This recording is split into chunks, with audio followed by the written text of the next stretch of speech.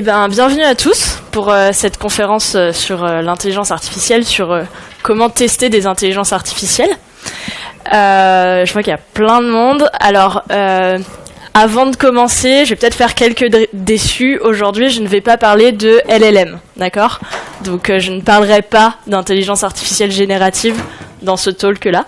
Je vais parler de la bonne vieille intelligence artificielle qui s'apparente à du machine learning, d'accord, du modèle d'apprentissage, en fait, automatique. Donc si ça vous intéresse toujours, vous êtes les bienvenus pour rester.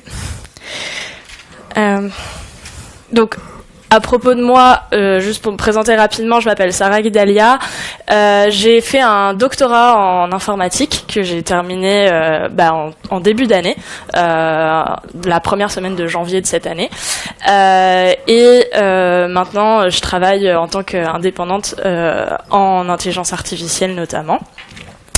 Je vous ai mis un QR code et vous pouvez m'ajouter sur LinkedIn si vous me cherchez. Voilà, c'était la petite slide de présentation. Alors, on va commencer. Je crois que le talk d'après, c'est à propos du TDD. Donc, on vous présentera comment tester un logiciel. Moi, c'est une partie que je connais un tout petit peu pour avoir fait du logiciel à la base, mais ça fait longtemps que je ne fais plus que des modèles d'intelligence artificielle, notamment de machine learning. Donc, c'est pas ma spécialité, ce n'est pas le TDD. Par contre, je sais que pour tester un logiciel, généralement, vous avez, c'est assez normé, vous avez des spécifications techniques et c'est ces spécifications-là que vous allez tester. Donc c'est super intéressant parce que il y a plein de choses à faire, il y a plein de choses à prendre en compte. Ça peut être vraiment très compliqué déjà de tester un logiciel alors que on sait a priori ce qu'on veut que notre logiciel fasse et on est vraiment dans le moment présent. Maintenant, la question c'est comment je peux tester le futur ? Et là, ça commence à se compliquer. Parce que nous, quand on fait des modèles prédictifs, comme leur nom l'indique, ce sont des modèles qui se veulent futuristes. On veut avoir une vision du futur.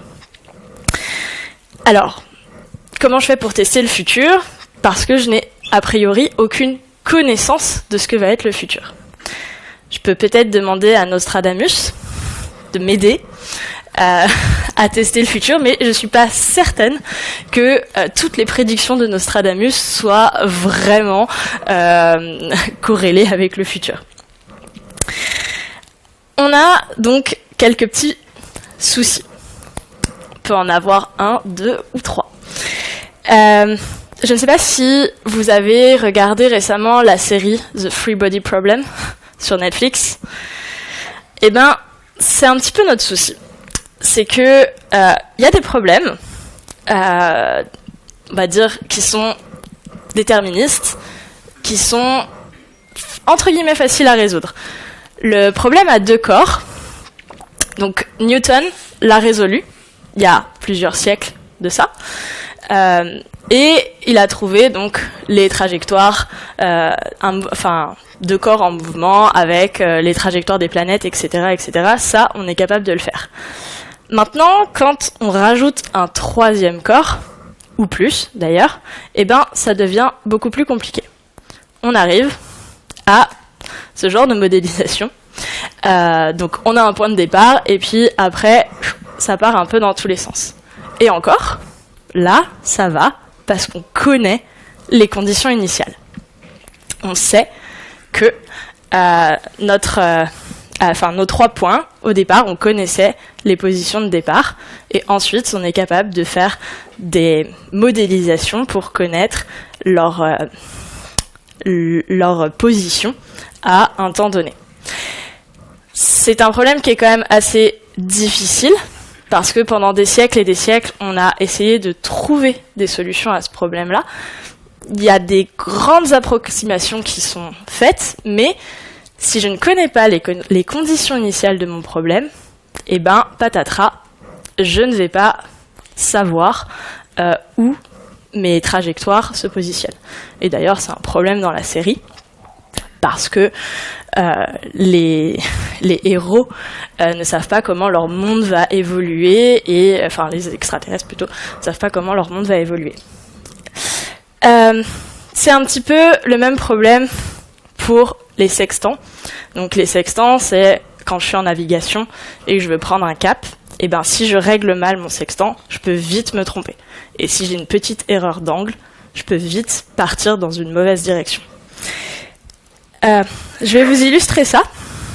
Peut-être on va prendre le temps d'illustrer ça avec un problème beaucoup plus simple. Donc, j'ai un cercle. Dans ce cercle, je me dis, tiens, je vais avoir un certain angle de ce cercle, et mon objectif est de doubler cet angle. D'accord ? Donc, j'ai mon premier angle, je le double. Et je peux faire comme ça, tout le tour du cercle. A priori, hyper simple, hyper facile, problème déterministe, on connaît notre point de départ, on connaît notre angle de départ, on veut le doubler, très simple. Mon problème là-dessus, c'est que si je me trompe, ne serait-ce que d'un millième, ça va me poser des soucis. Alors là, je me suis trompée, vous voyez, le x' de t, j'ai fait une petite erreur de départ de mon angle. Bien sûr, si je me trompe d'un millième, ici, vous n'allez rien voir. Donc, j'ai fait une grosse erreur. Mon problème, c'est que si cette erreur, je la répercute, donc je fais le double, et là, je ne me trompe pas, et bien, vous voyez, ma petite erreur de départ, elle est doublée à chaque fois. Qu'est-ce que ça veut dire ? Qu'est-ce que ça implique ? Ça veut dire que si je veux prévoir mon angle à 10 coups, et si je fais une erreur de 1 millième, alors je fais en fait je fais l'ensemble du cercle. C'est-à-dire que comme mes erreurs sont doublées à chaque coup, si à 10 coups je les double, et ben je vais avoir une prévision qui est complètement fausse, parce que ça aura mon ensemble de prédictifs, ça sera l'ensemble du cercle. Si je veux faire une prédiction qui est complètement juste à 50 coups près, c'est pas énorme non plus, je dois être sûr de mon point de départ à 10 puissance moins 15 près. D'accord ? Donc l'erreur, elle est toute petite, elle est infime, elle est minime. Et du coup, dans la réalité, ça me pose pas mal de soucis. Parce que, en machine learning, on est sur des systèmes réels, et on veut prédire des systèmes réels, qui ont beaucoup de facteurs différents, et de choses comme ça. Alors comment on fait ? Concrètement. Hop. Donc c'est ce que je vous disais, en 10 coups, une erreur d'1 millième est amplifiée pour couvrir l'ensemble du domaine considéré. L'ensemble du domaine considéré, c'est le cercle. Donc comment on fait quand on construit des applications de machine learning ? Donc on n'a pas, c'est un peu différent du TDD que vous connaissez sûrement en logiciel, mais il y a une norme, notamment qui est mise en avant par IBM, qui s'appelle CRISP-DM, et qui nous dit, en fait, on fait beaucoup d'allers-retours entre la compréhension métier, la compréhension des données, la préparation de nos données, qui est une étape très très importante, ensuite la modélisation, puis l'évaluation. Et là, vous voyez que l'étape d'évaluation, il y a une flèche qui retourne à la case départ. Pourquoi ? Parce que souvent, on s'aperçoit que notre modèle, il passe pas très bien l'évaluation, il est finalement pas très bon. Et donc, on doit repartir à la case départ, bien comprendre le domaine en question, repréparer les données, peut-être ajouter de nouvelles données, peut-être changer notre modèle, changer les paramètres de notre modèle, etc., etc., etc. Et c'est un processus qui est très itératif. Le problème là-dedans, c'est qu'est-ce qu'on évalue ? Qu'est-ce qui fait que on va considérer notre modèle comme juste. Jusqu'ici, en fait, on veut que notre modèle soit cohérent. Mais cohérent avec quoi? Cohérent principalement avec nos données. Donc qu'est-ce qu'on fait? On prend toutes les données qu'on a à disposition et on les sépare en deux. On met d'un côté les données d'entraînement et de l'autre côté nos prédictions, les données qu'on va prédire, mais finalement qu'on connaît. On peut faire de l'apprentissage supervisé en faisant ça. Pour faire ça, on va faire on va choisir d'avoir une métrique en fait qui mesure la distance entre les valeurs prédites par l'algorithme d'apprentissage supervisé que j'ai utilisé et les valeurs observées. Très simple. En fait, c'est un calcul mathématique. La différence entre ce que me sort mon modèle et la réalité. A priori, la réalité, parce que on n'est pas sûr que les relevés de capteurs soient toujours proches de la réalité. Donc, du coup, je résume. On prend notre jeu de données en entier, on le split, données d'entraînement, données de test. Et on vérifie comme ça la performance du modèle. Alors, pour être encore plus précis, les données d'entraînement, on peut aussi les scinder en deux et faire données d'entraînement, données de validation pour déterminer un meilleur modèle. Ça nous aide en fait à tester différents modèles et à s'assurer que notre modèle généralise bien, parce que ça c'est pareil, si notre modèle colle trop aux données d'entraînement, peut-être qu'il ne généralisera pas avec des données futures. Ça devient problématique. Et donc, quand j'ai ça, déjà, j'ai fait, on va dire, une grande partie du travail. Après, on utilise des techniques qui s'appellent la cross-validation, etc., etc. Mais déjà, ça me permet de commencer à avoir des tests intéressants. Je vais utiliser, pour m'assurer donc d'avoir un écart minime entre les valeurs prédites et les valeurs observées, ce qu'on appelle des métriques d'évaluation. Et en fait, il y en a plusieurs, en fonction du type de modèle que j'ai envie de faire. Donc des métriques d'évaluation, il y en a pour la classification. Donc vous voyez, c'est les algorithmes très simples. Voilà une image de chat, voilà une image de chien, lequel des deux est un chat, lequel des deux est un chien. Grosso modo, c'est des algorithmes de classification. Pour ça, j'ai différentes métriques d'évaluation. Je peux faire une matrice de confusion, c'est une des premières métriques intéressantes dans les systèmes de classification. Je peux donc calculer l'accuracy, qui mesure vraiment du coup la performance de mon modèle. Il y a d'autres métriques comme la précision, le rappel, le F1 score. Le F1 score étant un mixte un peu entre l'accuracy et la précision. Et le rappel surtout, précision rappel. Et l'air sous la courbe. Si j'ai un problème de régression, là j'utilise d'autres métriques. Je peux pas utiliser les mêmes. Je peux utiliser du mean squared error, du root mean squared error. Le root mean squared error, RMSE, a ceci d'intéressant qu'il est dans la même unité que vos données. Donc du coup, c'est assez intéressant parce que ça nous donne vraiment l'erreur dans l'unité des données. J'en ai d'autres, notamment le mean absolute percentage error qui donne le taux d'erreur en pourcentage, donc c'est assez intéressant, et le R carré qui est le coefficient de détermination. Alors, on va reparler, je peux pas vous détailler toutes les métriques, ce serait pas forcément très intéressant et ça nous prendrait des heures, mais on va se focus sur une de ces métriques-là qui est une qui est souvent évaluée en premier et qu'on nous présente en premier quand on commence des études en machine learning, c'est le coefficient de détermination, le R carré. Donc à chaque fois, l'ensemble de ces métriques d'évaluation, on fait la différence entre la valeur prédite et la valeur observée. Le problème avec le R carré, c'est un problème qui est bien illustré par ce qu'on appelle le quartet d'Anscombe. Le quartet d'Anscombe, donc, on a un ensemble de valeurs, de valeurs, de 4 valeurs différentes, qui ont un même coefficient de détermination, qui est de 0,81,6. 0,816, peu importe.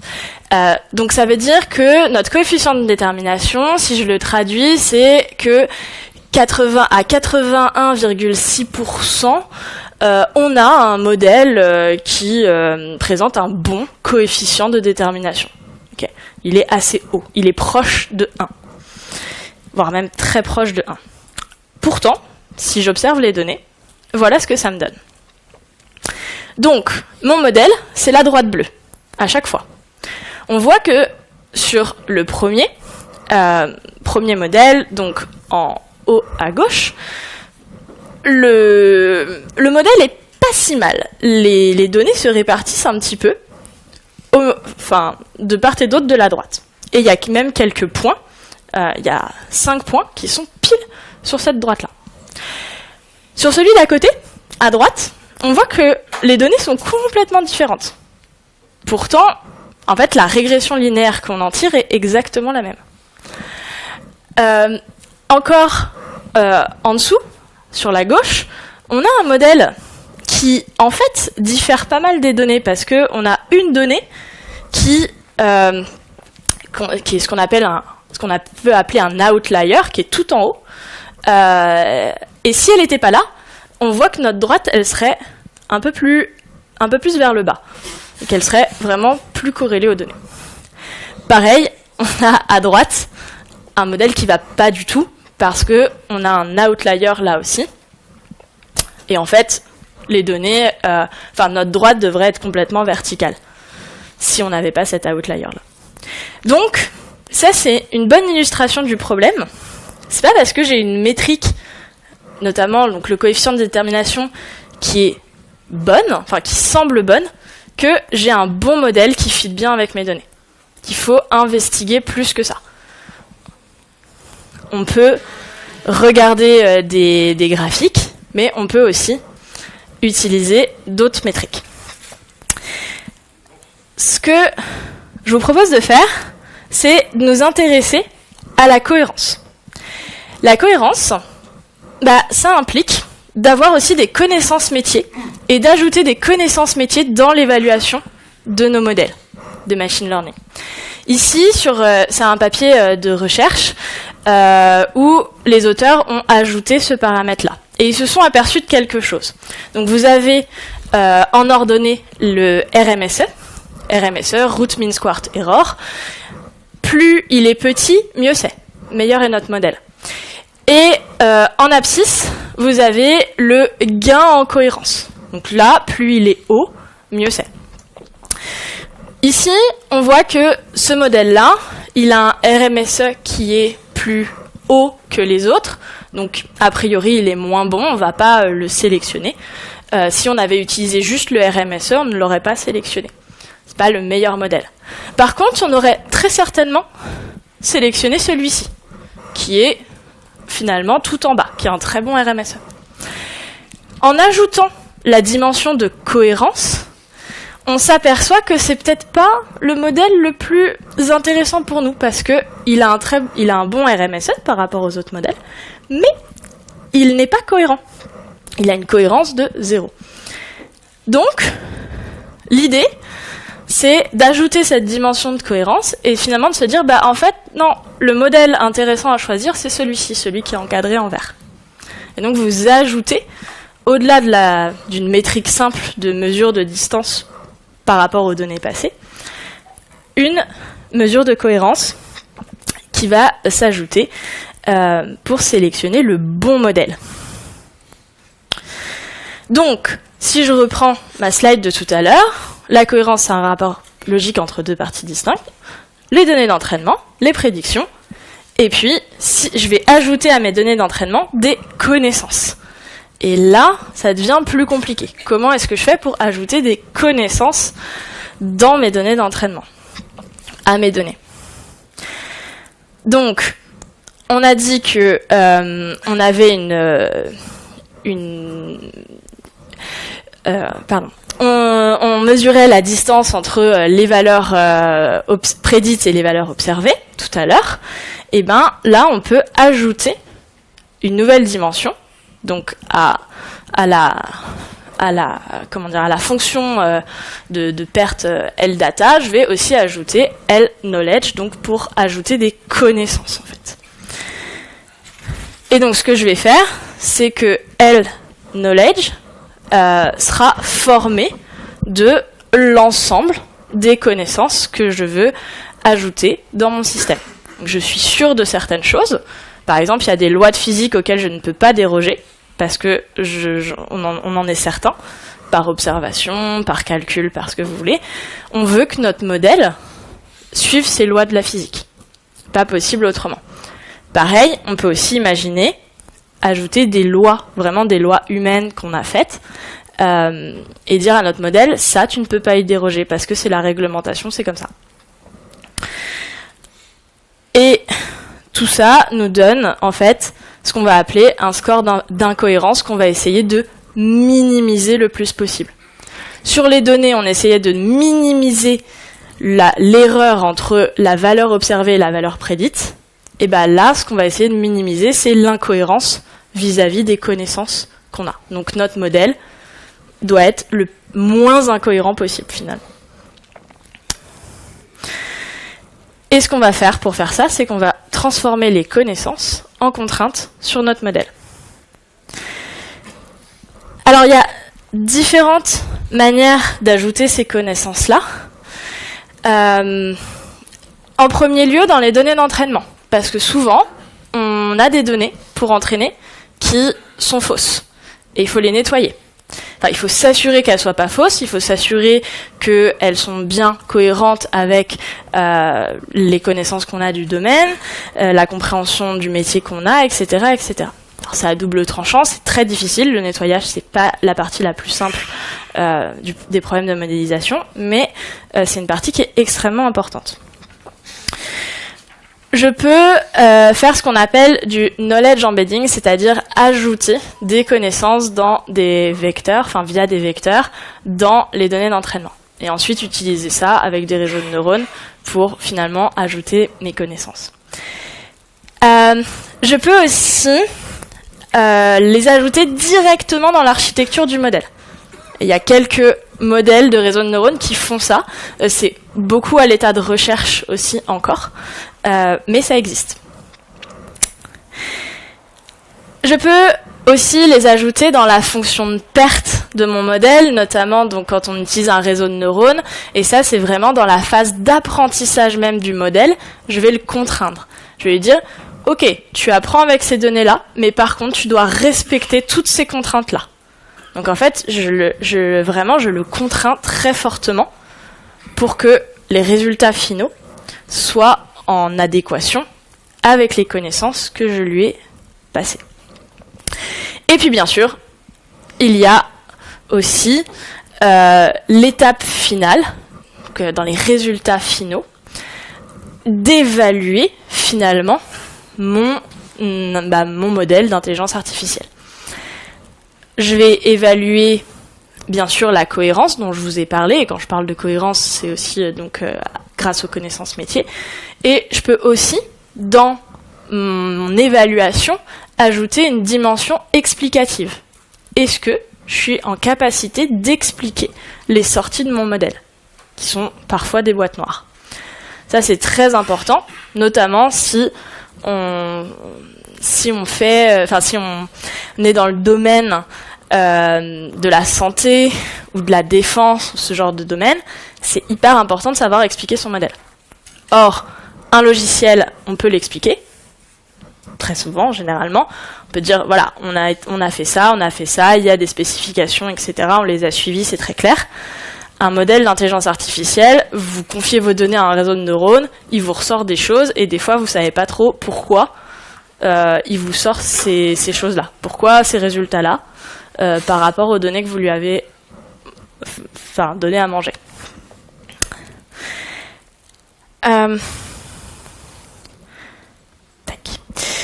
on va prendre un petit problème simple qui illustre un petit peu ce que je vous ai dit là et la puissance de l'ajout de connaissances, notamment au moment de l'apprentissage, dans les fonctions de perte. Donc c'est un problème très simple qui est celui de l'oscillateur harmonique. Donc c'est très facile, on a des équations qui nous permettent de déterminer quelle va être la trajectoire, en fait, les mouvements de l'oscillateur harmonique. Ça, je peux le donner à un réseau de neurones. Je vais lui donner ces données d'entraînement-là. Alors j'ai pris un réseau de neurones très simple, un réseau de neurones fully connected, mais c'est pas un réseau de neurones qui fait des séries temporelles ou quoi, mais vraiment il est très simple. Donc je lui donne en entrée ces données d'entraînement, vous voyez il y a une dizaine de points, et je le laisse se débrouiller. Voilà ce qu'il me donne. Donc il a été entraîné sur 6000 époques, qui est quand même important, et en fait il me donne une prédiction, il comprend que a priori ça va descendre, mais il est incapable de remonter et de me montrer ce phénomène un peu oscillatoire. Donc il ne matche pas du tout avec la solution exacte. Ce qui est intéressant là-dedans, c'est que j'ai utilisé une fonction de perte qui est purement sur les données, c'est-à-dire le L-data que je vous ai montré, qui est la différence entre les valeurs observées et les valeurs prédites. Là, ici, j'ai UNN, ce sont les valeurs prédites, et UTrue, ce sont les valeurs de la solution exacte que je connais.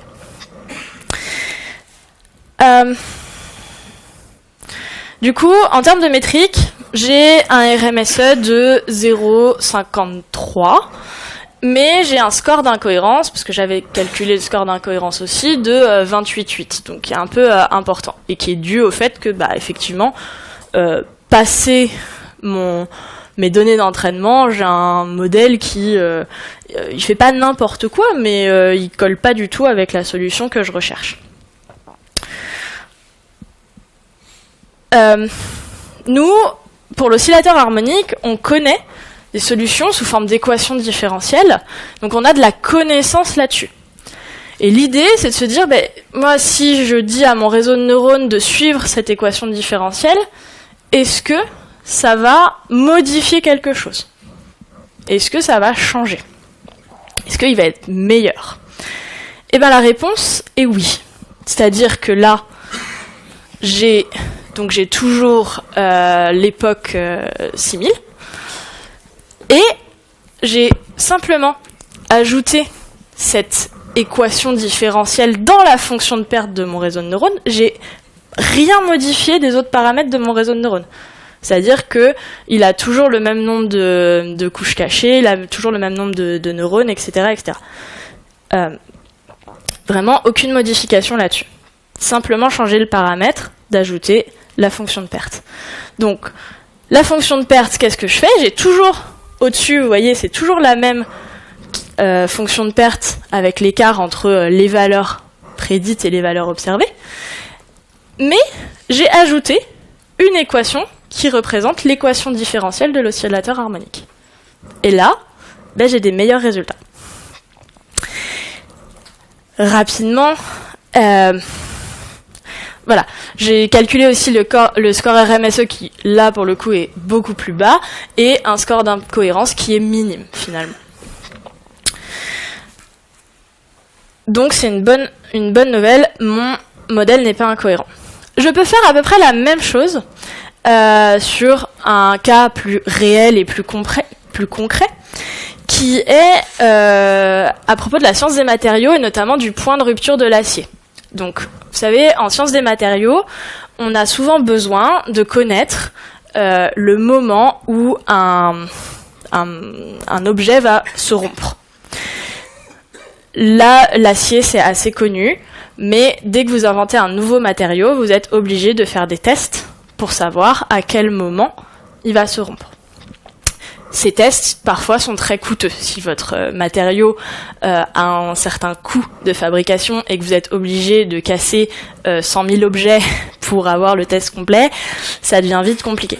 Du coup, on préfère en casser 10 ou 15 et puis essayer d'avoir par modélisation on va dire, bon bah ok, si j'en casse 100 000, qu'est-ce qui va se passer, quelles sont mes courbes, etc. Alors, c'est problématique pour le machine learning parce que quand vous avez peu de points en machine learning, eh ben, ça devient plus compliqué. Et surtout, les réseaux de neurones, eux, ils aiment bien avoir des données volumineuses. Donc, qu'est-ce qu'on va faire pour pallier à ça ? Eh ben, on va ajouter des équations de physique connues par rapport à la science des matériaux pour nous aider à résoudre ce problème rapidement et avec peu de données. Donc ça, c'est l'exemple d'un réseau de neurones artificiel où je n'ajoute pas de connaissances dedans. Je vais utiliser une fonction de perte au niveau de l'entraînement qui est uniquement basée sur les données. Et je fais attention d'utiliser une fonction de perte qui correspond à la compréhension métier, aux données que j'ai et à ce que je veux prédire. Donc elle est légèrement différente de celle d'avant, mais c'est toujours le même principe. Là, c'est un log-like négatif, mais toujours le même principe. Je mesure la différence entre les données prédites et les données observées. Et voilà le résultat. J'ai un RMSE de 1,42, j'ai un score d'incohérence de 2,25, et de ce que je vois sur mon schéma, c'est que j'ai pas forcément une très bonne généralisation. Pourquoi ? Parce que mon modèle a tendance à coller aux données, et d'ailleurs il fait une courbe qui est un peu bizarre, parce qu'il colle vraiment aux données. Pour pallier à ça, je peux lui ajouter de la connaissance. J'ai 3 règles en fatigue des matériaux qui, donc, en français, donnent lorsque la contrainte diminue, la durée de vie moyenne augmente. Lorsque la contrainte sur mon objet diminue, la variance de la durée de vie augmente. Et la courbure de la courbe SN diminue lorsque la contrainte diminue. Bref, je vous passe les détails, mais grosso modo, on arrive à traduire ces règles-là qu'on a en français, on va les traduire en règles puis en équations.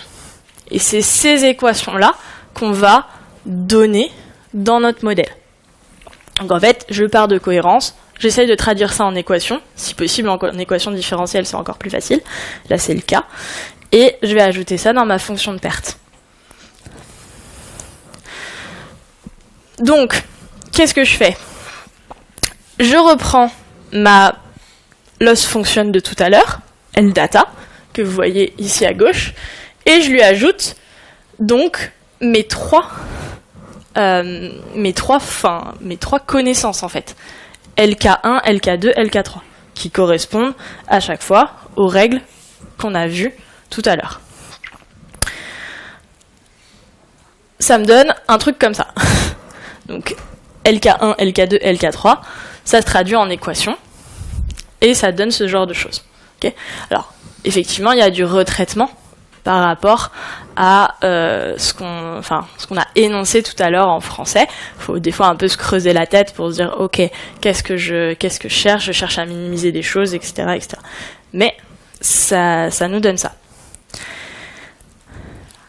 Et donc, peu importe, voilà le résultat. Donc, on a un RMSE de 1,415, mais surtout, on a un score d'incohérence de 0. Et là, on observe une courbe qui est beaucoup plus lisse et qui correspond plus à ce qu'on va trouver, enfin ce que les scientifiques généralement trouvent sur le stress des matériaux quand ils font l'expérience sur 100, 200, 300, 1000 objets. D'accord ? Et si on regarde le jeu de 17 différences, là si je projette avec 1000 prédictions par exemple, on voit que sans les connaissances, on a une courbe qui colle beaucoup plus aux données, alors qu'avec les connaissances, ça se rapproche beaucoup plus du domaine qui est connu en sciences des matériaux.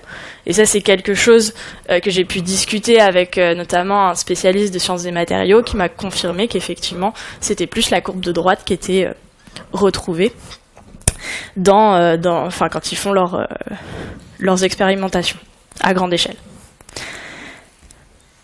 Donc, pour conclure, finalement, comment mieux tester son algorithme? Qu'est-ce qu'il faudrait retenir de tout ça?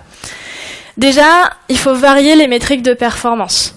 Comme je vous l'ai dit, par exemple, si vous prenez juste le coefficient de détermination ou juste le RMSE, souvent ça suffit pas. Il faut essayer d'en utiliser plusieurs. Donc dire, je veux observer la différence entre les données prédites et les données observées. D'accord, mais je vais utiliser plusieurs métriques pour vérifier. Parce que avec une seule, on peut vite aller dans des choses trappes. On peut vite se dire c'est super, mon algo fonctionne très bien, j'ai un très haut score de coefficient de détermination, et en fait derrière, si je regarde graphiquement, si je fais un peu plus de tests poussés, etc., ça va pas du tout. Donc déjà avoir un benchmark finalement de métriques. On peut aussi, et ça c'est assez nouveau, mais ça prend de plus en plus d'ampleur, c'est, comme je vous l'ai dit, ajouter des métriques qui sont liées aux connaissances qu'on a. Il faut souvent se creuser un peu la tête pour essayer de traduire les connaissances qu'on a en équations ou en métriques capables d'évaluer, mais c'est possible et c'est bien d'y réfléchir. C'est bien d'y réfléchir même en amont du problème. C'est comme un logiciel, c'est bien de réfléchir aux tests en amont. Là, c'est pareil. Quand vous commencez et que vous voulez faire un modèle, c'est bien d'abord se poser la question, qu'est-ce que je dois évaluer? Qu'est-ce que je vais évaluer? Et il faut aussi vérifier, et ça c'est très important, la généralisation du modèle. Pareil, on peut utiliser des métriques, on peut aussi regarder avec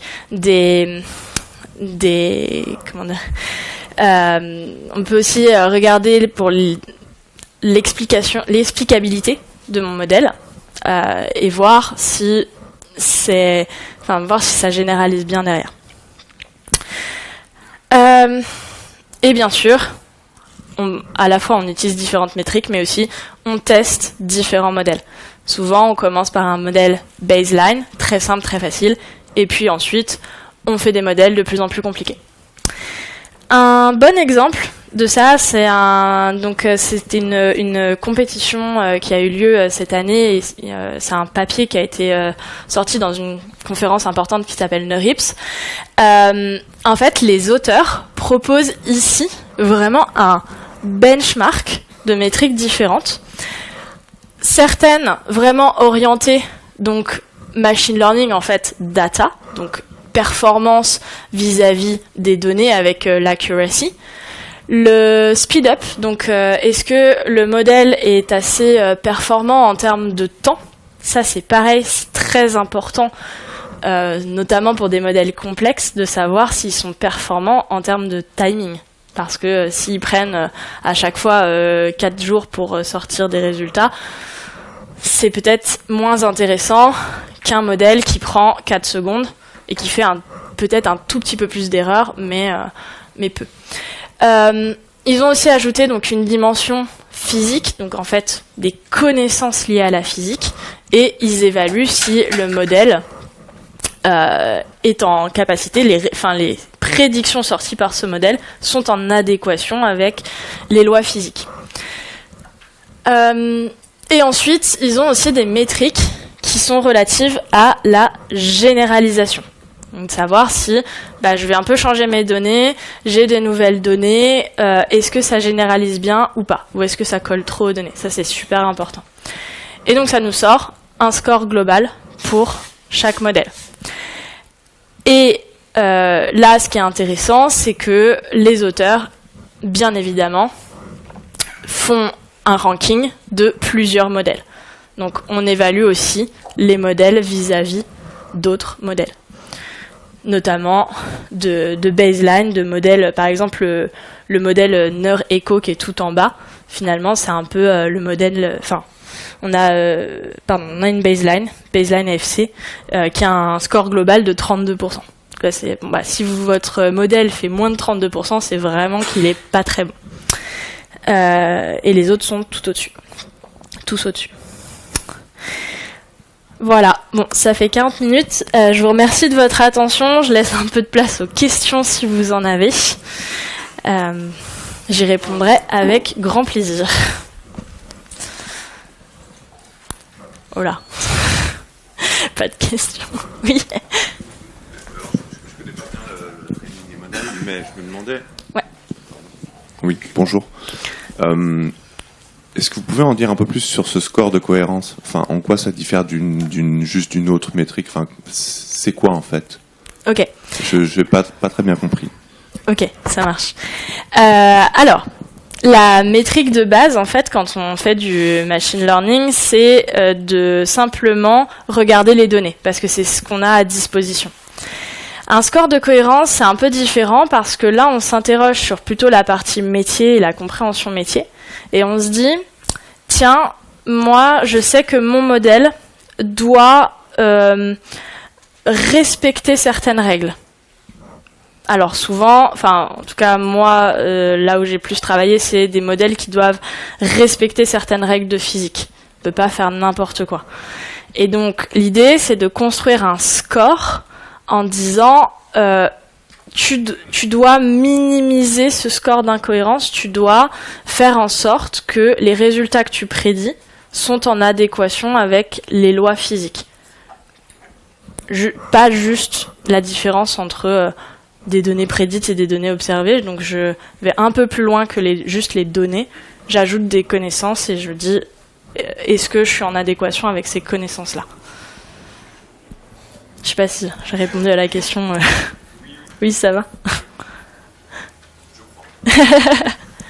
C'est assez simple comme concept. Parfois, par contre, ça peut être compliqué dans l'exécution. Parce qu'il faut se creuser la tête, il faut trouver les équations qui vont bien, etc. etc. Oui. J'ai 2 questions.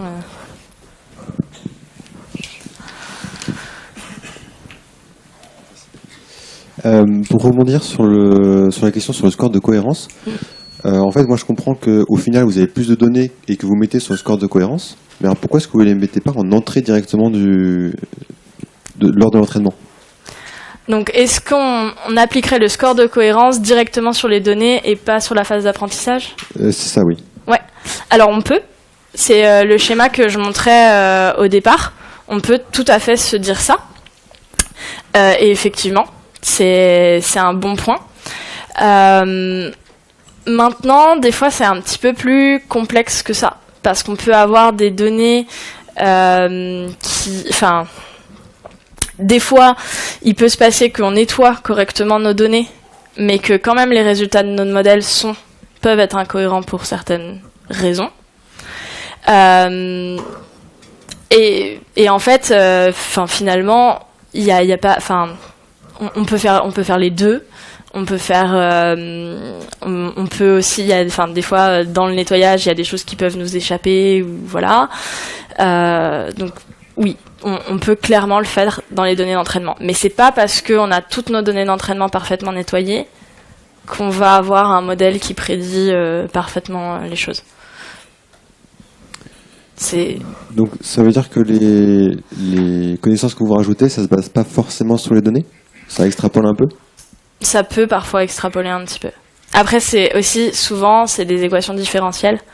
Et donc ça peut être aussi difficile à appliquer comme ça, tel quel, sur un gros volume. Et c'est ça aussi la limite, c'est quand on a beaucoup de données, ce qui n'est pas le cas avec les exemples que je vous ai montrés, parce que justement, c'est intéressant quand on a peu de données. Quand vous avez beaucoup de données et que vous allez passer ces équations différentielles, ça va vous prendre un temps qui est beaucoup plus long, en fait. Très bien, merci. De rien. Oui. Alors, je vous remercie. Je trouve ça vraiment très intéressant, l'ajout de connaissances dans la fonction de perte. Là, je trouve ça passionnant. Par contre, dans tous les exemples que vous nous avez montrés, vous partez sur de la science dure, avec la science des matériaux, les principes physiques. Alors moi, je me demandais si on voulait l'appliquer à des comportements humains. Je pense par exemple des prédictions d'optimisation de mouvements dans les hôpitaux pour fluidifier par exemple le trafic. Là, je me dis, comment peut-on est-ce que déjà vous connaissez des tests qui ont été faits sur ce genre de problématique? Et dès qu'on va mettre de l'humain, du comportement humain multifactoriel, un petit peu insaisissable, avec des différences inter-individus qui peuvent être énormes, des principes de culture à ajouter, comment on peut ajouter dans la fonction de perte ou ailleurs ces connaissances-là pour aider notre modèle à mieux comprendre?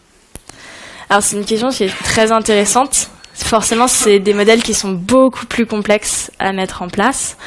Alors, vous pouvez imaginer avoir des règles qui ont été édictées pour un sens de circulation ou ce genre de choses. Vous pouvez les ajouter à votre modèle. Et là, vous vous dites, bah oui, mais souvent les êtres humains, ils respectent pas les règles. Et effectivement, c'est le cas.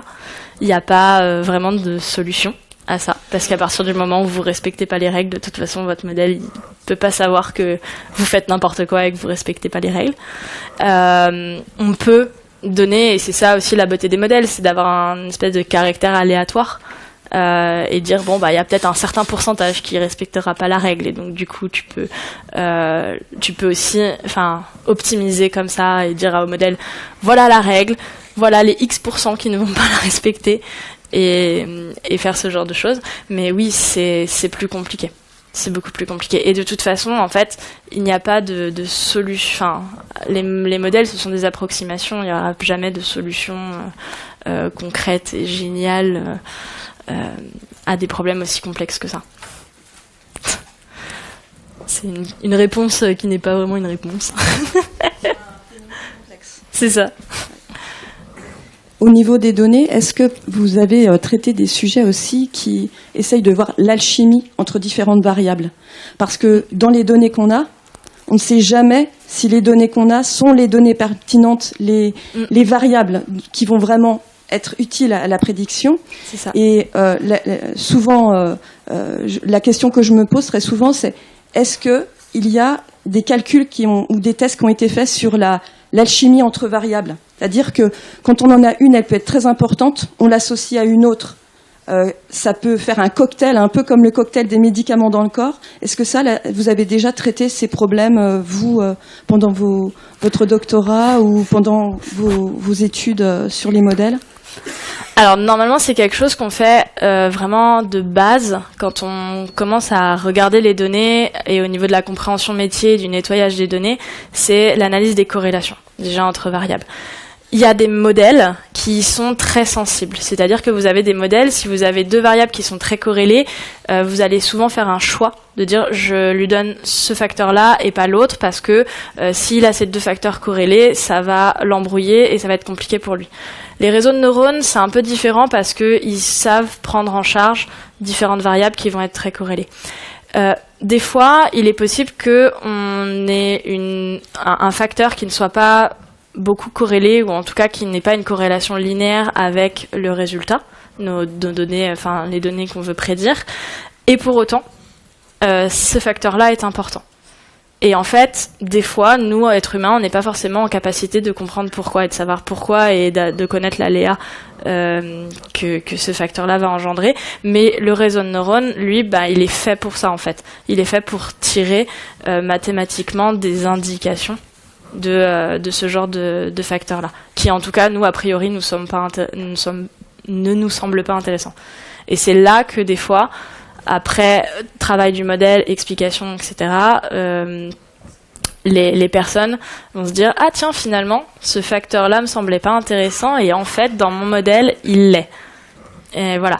Mais ça, c'est vraiment un gros travail, même au-delà du test, etc. C'est le nettoyage du données, c'est 80% du travail de data scientist, en fait. Alors en fait, moi, mon obsession, c'est toujours de me demander s'il n'y a pas une variable que je n'ai pas mise, que je n'ai pas dans mes données, mais que je pourrais ajouter, oui, qui changerait tout. Est-ce qu'on peut mathématiquement avoir l'intuition qu'il nous manque quelque chose et qu'il y a quelque chose, il y a une variable jumelle, une sœur à ajouter? Je dirais dans les tests, si par exemple ici là vous avez des scores globaux de 82,5%. Ça veut dire que il me reste un peu moins de 20%. Ça veut dire que j'ai pas ajouté les facteurs qui étaient intéressants pour aller jusqu'au 100%. Il me manque des choses, c'est certain. Maintenant, c'est souvent difficile de déterminer lesquels. En fait, c'est toujours pareil, c'est le problème des problèmes déterministes et VS les systèmes chaotiques. Et en fait, quand on est dans le réel, on est tout le temps dans des systèmes chaotiques parce que on n'a pas l'ensemble des facteurs de départ. Même la météo, c'est extrêmement compliqué. Et pourtant, on en connaît beaucoup des facteurs qui vont nous déterminer, qui vont nous aider à déterminer la météo pour demain. Mais souvent, la météo pour demain, on n'arrive pas toujours à la connaître à l'avance. Voilà. Merci. Une dernière question Ouais, très vite, parce que le temps presse. Merci beaucoup. Merci beaucoup pour la présentation, c'était très intéressant. Merci. J'avais une question sur le terme de régularisation dans le cas de l'oscillateur. C'est intéressant, donc vous mettez une équation au second ordre. Je me posais la question, est-ce qu'on peut le contraindre avec une équation d'ordre n, donc on sait pas forcément les paramètres, et avec plusieurs observations, finalement apprendre la loi physique en plus du modèle. Ça peut se faire. Ça peut se faire, mais pas forcément avec. Faut vraiment voir le modèle. Faut vraiment travailler son modèle correctement et pas forcément faire. Là, c'est un fully connected neuron avec une couche cachée. Il est extrêmement simple. Donc, je pense que oui, on peut tirer ce genre d'informations. Après, c'est vraiment un exemple qui est hyper simple et basique, juste pour montrer, si j'ajoute des connaissances dans un modèle a priori extrêmement simple, ça améliore mon modèle. Okay. C'était juste le but. Merci beaucoup. Merci. Merci. Merci.